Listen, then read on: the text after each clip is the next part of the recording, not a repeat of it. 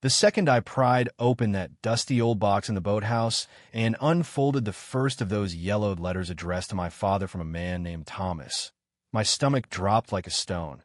Because what started as a casual snoop during our so-called relaxing family getaway at the lake house was about to expose a secret that would force me to face my own hidden love for Jake and blow our entire world wide open. I stood there in the dim light, filtering through the cracked windows, the scent of lake water and old wood heavy in the air, my hands shaking as I read the words that poured out decades of suppressed passion and regret. Robert, I can't stop thinking about the nights we spent by the fire, talking about dreams we knew we'd never share with anyone else. Dad, my conservative, no-nonsense father who had drilled into me the importance of a normal life with a wife and kids. It didn't make sense, yet the dates on the letters matched his college years in the early 80s, before he met Mom. I quickly stuffed them back, heart racing, and headed back to the main house where the family was gathered for dinner. Mom was setting the table with her usual efficiency, Emily, my sister, was laughing at something on her phone, and Dad was flipping burgers on the grill outside. Jake, my best friend from college who was actually the love of my life, gave me a knowing smile as I walked in, but I avoided his eyes, the weight of what I'd found pressing down on me like the humid Wisconsin air. The lake house had always been our escape, a rustic two-story cabin on Lake Superior's shore in northern Wisconsin, with its creaky wooden floors, screened porch overlooking the water, and the boathouse full of forgotten memories. We'd come here every summer since I was a kid, but this year felt different. At 27, I was climbing the corporate ladder in Chicago's marketing world, keeping my personal life tightly locked away. Jake, 28, a graphic designer, had convinced me to bring him along as my buddy to relax and recharge. But the truth was we needed time away from the city to figure out if we could ever go public. The family thought he was just my roommate from the old days, nothing more. Little did they know. As we sat down to eat, the conversation flowed easily at first. Emily talking about her new job in Minneapolis, Mom complaining about the neighbor's dog, Dad telling old fishing stories. But my mind kept drifting to those letters. Who was Thomas? What happened to him? Why had Dad never mentioned a word? The more I thought about it, the more my own secrets felt heavier. Jake squeezed my knee under the table, a silent question in his touch, but I pulled away slightly, afraid someone would notice. Later that evening, as the sun set in a blaze of orange over the lake, Jake and I took a walk along the shore. "You okay, Alex? You've been quiet since you got back from the boathouse," he said softly, his hand brushing mine in the gathering dusk. I stopped, turning to face him, the water lapping at our feet. "I found something, Jake. Letters. From Dad to some guy named Thomas. It sounds like they were in love." Jake's eyes widened, but before he could respond, we heard footsteps. Emily was coming down the path. "Hey guys, Mom wants help with dessert," she called. We pulled apart, the moment lost, but the seed of doubt and possibility had been planted. The next morning I woke early, the letters burning a hole in my mind. I slipped out before anyone else stirred and headed back to the boathouse. There were more of them, dozens, filled with longing and fear of discovery. Dad had loved Thomas deeply, but family pressure and the times had forced him to bury it all. I sat on an old crate, rereading one that ended with "I'll always carry this in my heart, even if we can never speak of it again." Tears stung my eyes. How many nights had Dad lain awake regretting the choice he made? And here I was, doing the exact same thing with Jake. By the time I returned to the house, breakfast was underway. Dad greeted me with his usual gruff, "Morning, son," but I couldn't look at him the same. Mom noticed my distraction. "Everything all right, Alex? You look like you didn't sleep." I forced a smile. "Just the lake air, Mom. Nothing a little fishing won't fix." Jake shot me a concerned glance across the table, but we kept up the act. Emily suggested a boat ride later, and everyone agreed it would be perfect for our relaxing weekend. If only they knew how far from relaxing things were about to get. That afternoon, we packed the cooler and headed to the dock. The sun was bright, the water sparkling, the kind of day that made you forget city stress. Jake and I rowed out together, while Dad and Mom took the motorboat with Emily. Out on the open water, with no one else around, Jake finally asked again, "So what are you going to do about those letters?" I stared at the horizon.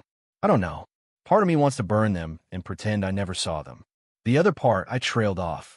Jake reached over and took my hand openly for the first time all trip. The other part knows you can't keep living like this forever, Alex. I love you. I'm tired of hiding. His words hit me hard, echoing everything the letters had stirred up. We drifted in silence after that, the weight of 2 generations of secrets hanging between us. Back at the house that evening, I made my decision. I would talk to Dad alone tomorrow, just the 2 of us. Maybe hearing his story would help me figure out mine.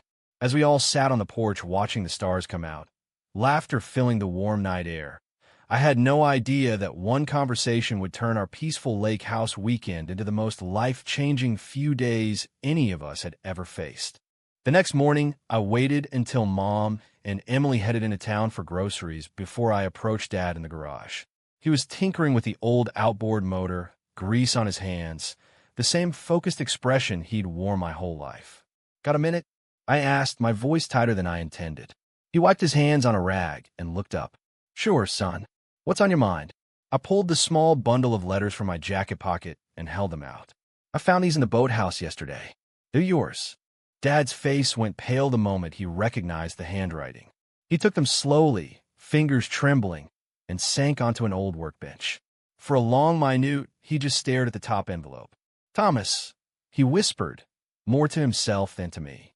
Then he looked up, eyes glistening. "I never wanted anyone to find these, especially not you." The confession spilled out then, raw and halting. Thomas had been his roommate freshman year at the University of Minnesota. They fell in love quietly, secretly, terrified of what their families would say. They made plans to move to California after graduation, start over where no one knew them. But Dad's father, my grandfather, got wind of rumors and threatened to cut him off completely. Mom entered the picture soon after, a safe, expected choice. Thomas left for the West Coast alone. Dad hadn't seen or spoken to him since 1984. "I buried it so deep, I almost convinced myself it never happened," he said, voice cracking. "But every time I look at you boys, I wonder if I did the right thing. If I robbed myself, and maybe even you, of something real." I stood there stunned, the garage spinning around me. My own father, the man who had coached my little league teams and lectured me about being a man, had carried this same secret for 40 years. The parallel hit me like a wave. Before I could stop myself, the words tumbled out. "Dad, I'm gay. Jake isn't just my friend. He's my boyfriend." The silence that followed stretched forever.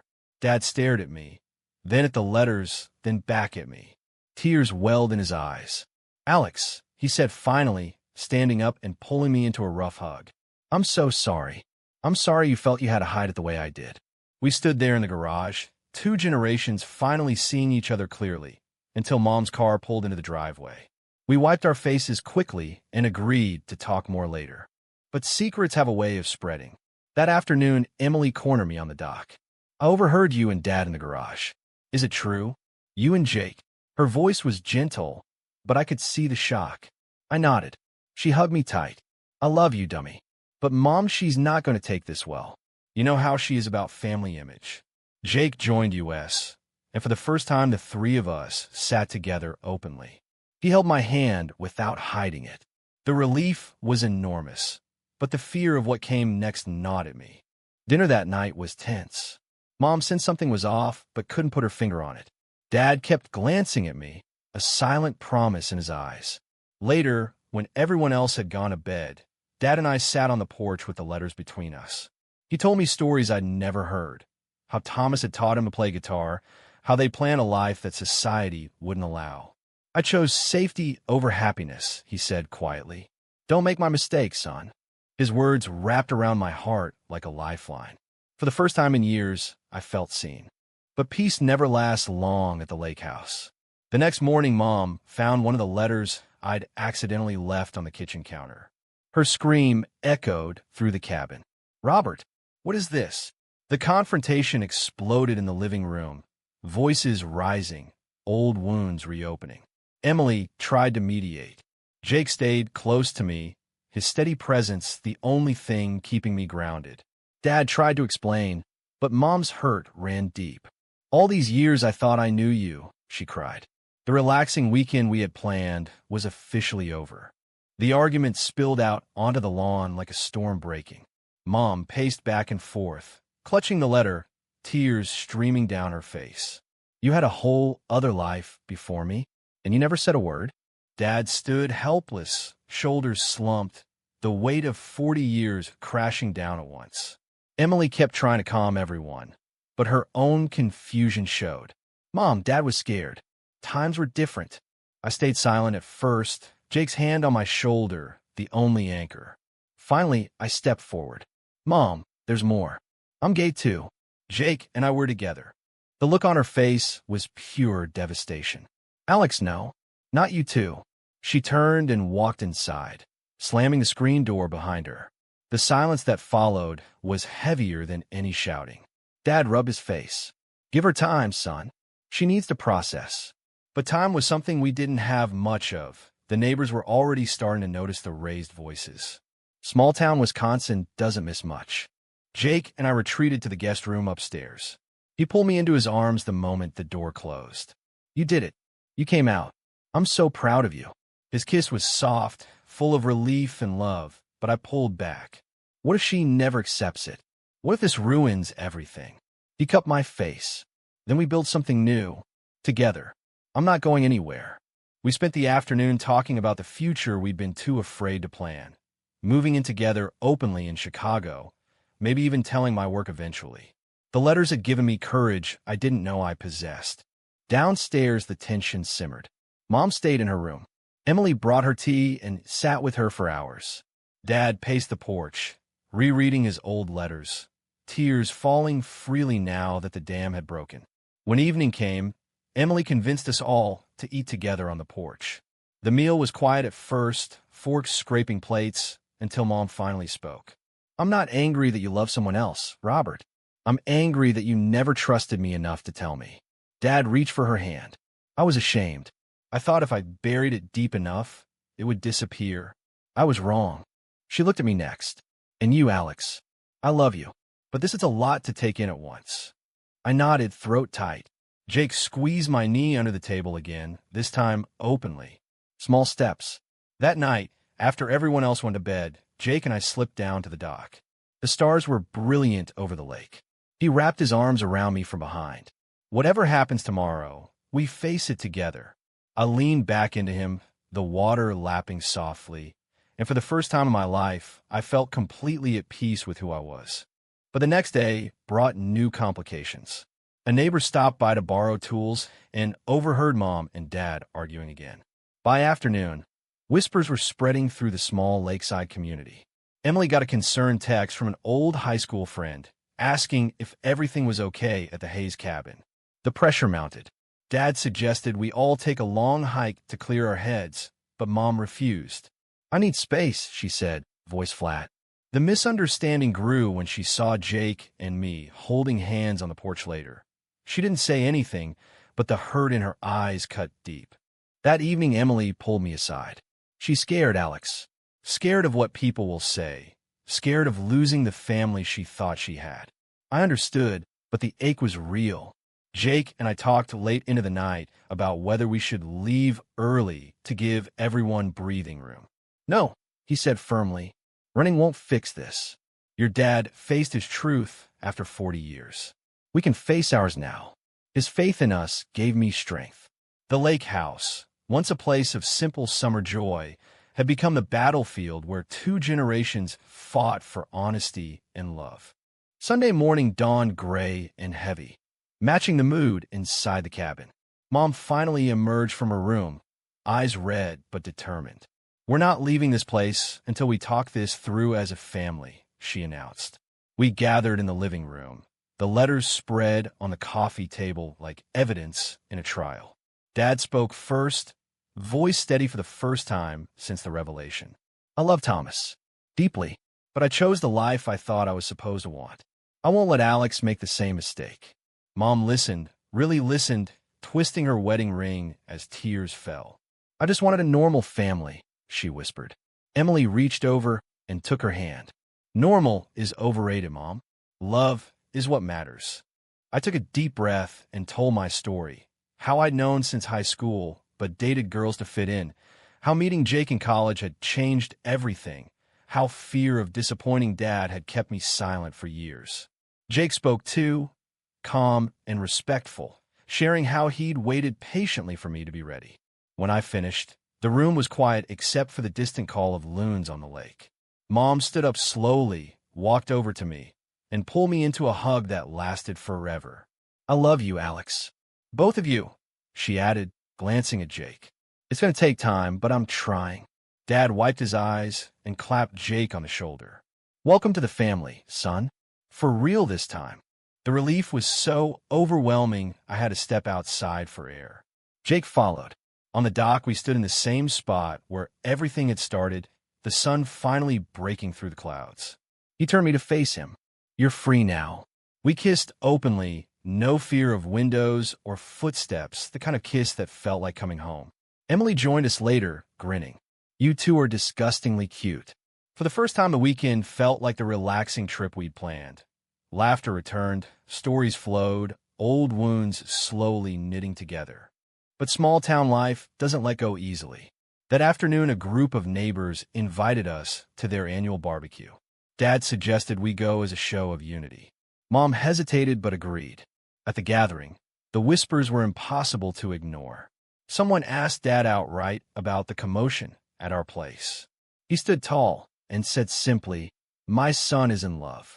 That's all that matters." The words hung in the air. A few people nodded awkwardly. Others looked away. One older man muttered something under his breath about the old days. The prejudice stung, but standing there with Jake's hand in mine and my family around me, I realized I didn't care what they thought. Back at the cabin that night, we built a bonfire on the beach. Dad tossed one of the letters into the flames. Not to erase the past, he said, but to release the shame. We watched it curl and disappear in sparks. Mom sat beside him, their hands linked. Emily roasted marshmallows and told funny stories from her childhood. Jake and I sat shoulder to shoulder, his arm around me openly. The crackle of the fire mixed with laughter, and something inside me finally settled. The identity crisis that had defined my 20s was over. I knew who I was, and I was loved for it. The next day, we extended our stay an extra night. The lake house no longer felt like a place of secrets, but of new beginnings. Dad and I took the boat out alone in the morning, talking about Thomas and about Jake, about the courage it takes to live honestly. "I'm proud of you, son," he said as we cut the engine and drifted. Those 4 words healed something I didn't even know was broken. Monday brought one final test. A storm rolled in overnight, wind whipping the lake into whitecaps, rain lashing the windows.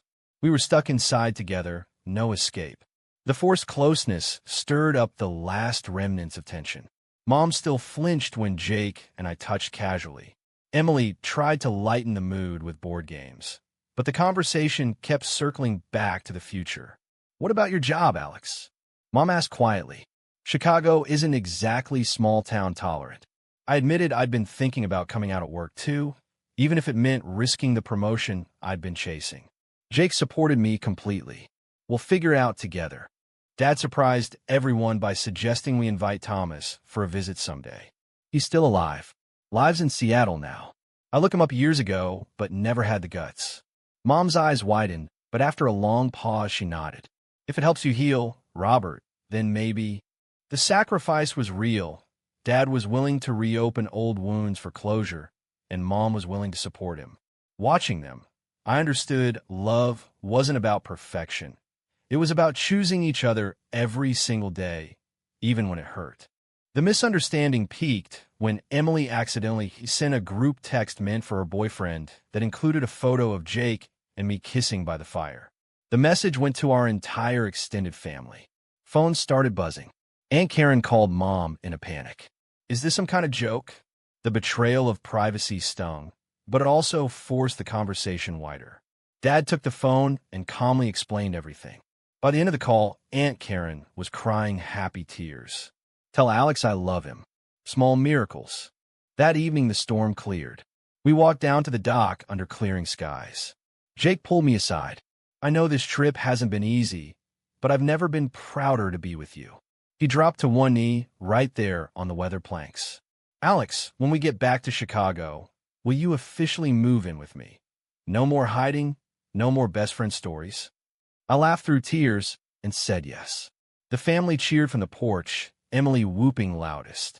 Mom wiped her eyes and smiled for the first time in days. The sacrifice came when I decided to call my boss the next morning and tell him the truth. The conversation was terrifying, but he surprised me.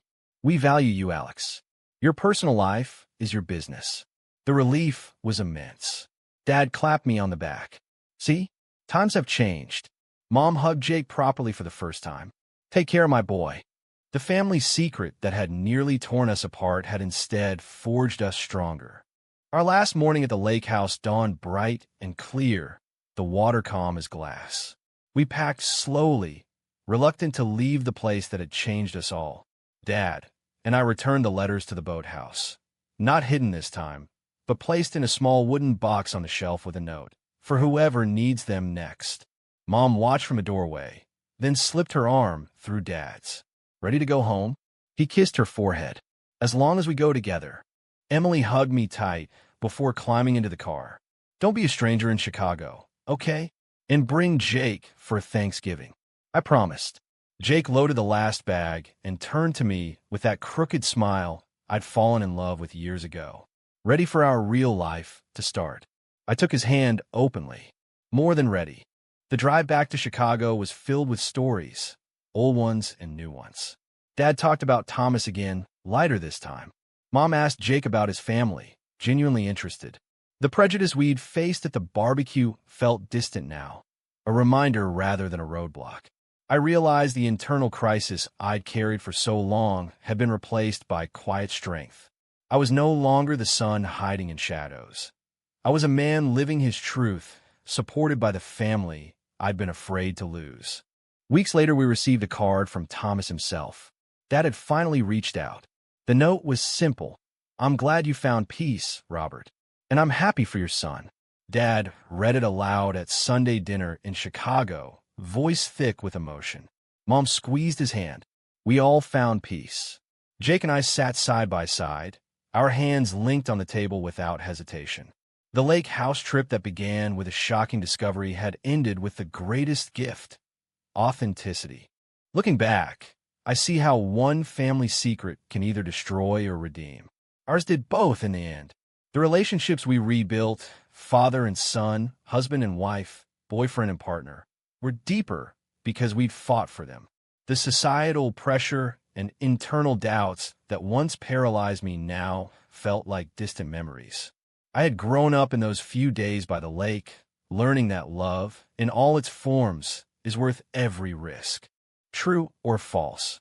Some family secrets are better left buried forever.